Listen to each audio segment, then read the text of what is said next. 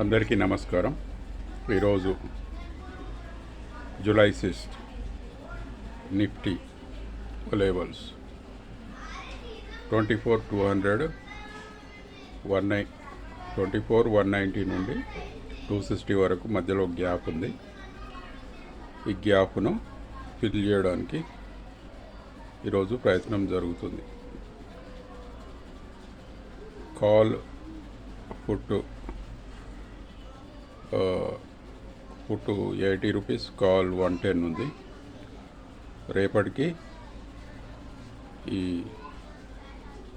24,250 call పుట్టు zero చేయాలనుకుంటే ఈరోజు ఈ గ్యాప్ ఫిల్లింగ్లోనే గడిచిపోతుంది.